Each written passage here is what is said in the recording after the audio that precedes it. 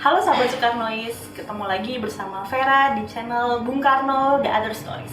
Di mana channel ini akan membahas tentang kumpulan sejarah yang tercecer tentang Bung Karno. Kali ini kita akan membahas sebuah topik yang menarik nih, tentang Bung Karno dan guling. Penasaran kan? Kalau ternyata guling itu cuma ada di Indonesia. Mari kita dengar penjelasannya langsung bersama dengan Mas Rosodaras.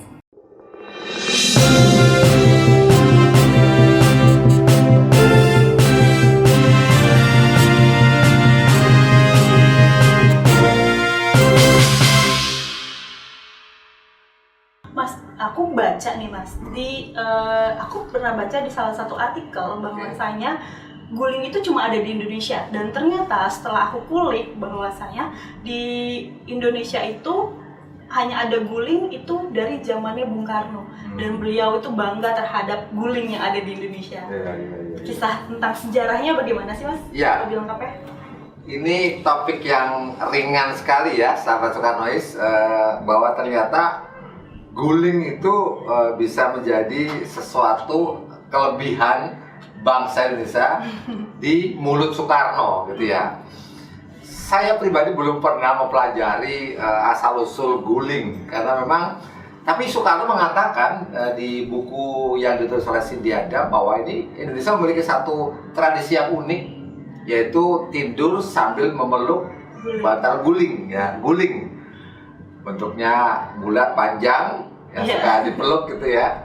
Dan versi Soekarno mengatakan bahwa yaitu karena orang Indonesia itu dalam banyak hal itu bicara dengan perasaan, dengan rasa, sesuatu yang menyentuh. Bahkan tidur pun pakai rasa. Bahkan tidur pun pakai perasaan.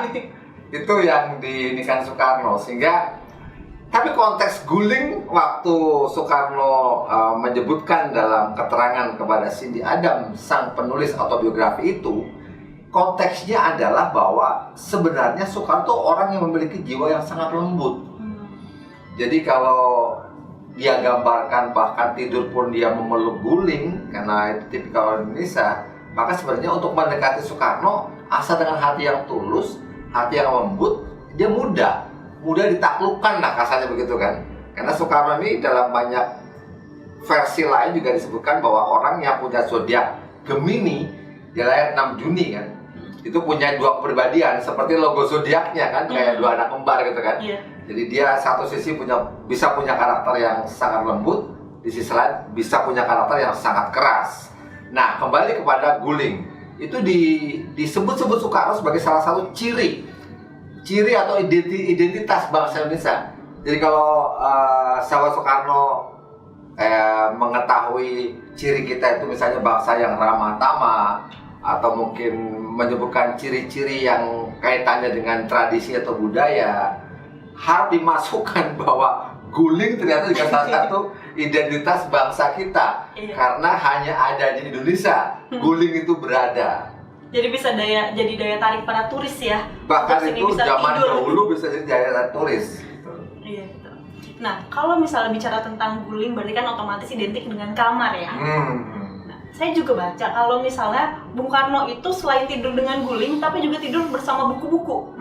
Iya. Bentuk kecintaannya beliau terhadap buku-buku. Iya. Selalu sering membaca. Nah, sejak kapan sih beliau suka membaca sampai sebegitunya gitu? Sampai tidur bersama buku-buku. Iya, nah ini Soekarno itu orang yang sangat-sangat gemar membaca. Dari kecil dia sudah sangat gemar membaca. Bahkan waktu itu ada jenis merek rokok tertentu yang pada penerbitan ada seri-seri pahlawan-pahlawan dunia. Jadi bungkusnya rokok, di baliknya ada gambar foto tokoh, kemudian ada narasinya. Itu dia baca sampai dia hafal betul, dan dia koleksi tuh bungkus-bungkus rokok untuk dia pelajari tokoh-tokoh dunia itu, gitu ya. Kemudian digambarkan juga pada banyak sekali literatur yang mengatakan bahwa Bung Karno itu punya koleksi buku yang sangat-sangat banyak dari zaman muda. Bahkan ketika dia dibuang ke ND, kemudian dibuang ke Bengkulu, barang terbanyak yang dibawa adalah buku. Saya juga sangat berat gitu. Itu fakta lain. Kemudian juga digambarkan bahwa di kamar Soekarno itu bukunya penuh, semua rak buku itu penuh, dan dia hafal satu persatu buku tentang ini letaknya di mana, di saf beberapa atau di baris rak beberapa. Jadi jangan coba-coba memindahkan buku tanpa seizin atau sepengetahuan Soekarno. Dia akan paham dan dia marah besar. Daya ingatnya Tajam sekali. Dan yang digambarkan juga dalam salah satu tulisan, di mana ketika ada sahabat sempat diajak bicara ke kamar tidur Soekarno, seorang pejabat yang notabene menteri pada zaman waktu itu menggambarkan bahwa itu bahkan buku-buku berserakan, tidak hanya ada yang di rak, sampai ke tempat-tempat tidur. Artinya dia tidur pun dengan buku. Jadi selain dia memeluk guling, dia memeluk buku.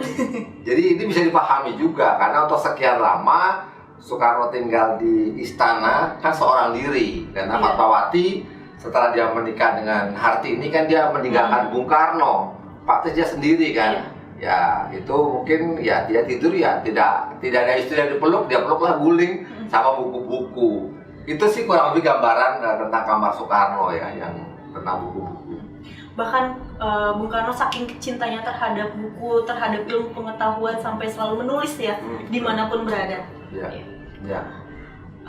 Kalau misalnya seperti itu, pernah gak sih Bung Karno ada kan kalau misal buat penulis-penulis kayak awam ya, seperti misalnya saya kalaupun menulis biasanya kadang mati gitu. Mati penasaran kayak pas sudah nulis ya lupa nih. Bung Karno pernah gak sih mengalami itu, Mas? Enggak. Saya gambarkan tidak. Beliau orang yang sangat lancar dalam menulis. Nih, ada satu cerita. Dia masih di Bandung. Di Bandung, keluarga muda bersama Inggit waktu itu dia punya penghasilan salah satunya dari menulis. Jadi digambarkan bahwa ketika temannya datang, sementara dia sudah menjanjikan mau ngajak minum kopi dan sekedar cemilan peyem, dia nggak punya uang. Melintaslah seorang wartawan, dipanggil. Sini. Kau butuh artikel apa? Saya buatkan. Sekian golden lah atau sekian apa yang honor tulis waktu itu. Terjadi tawar-menawar sampai sepakat pada satu angka. Dan Soekarno seketik.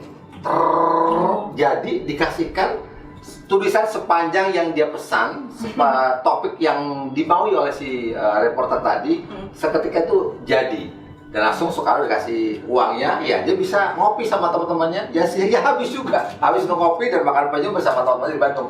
Ini bukti bahwa Soekarno tidak pernah kering ide. Nah, kenapa begitu? Saya membuat analogi begini.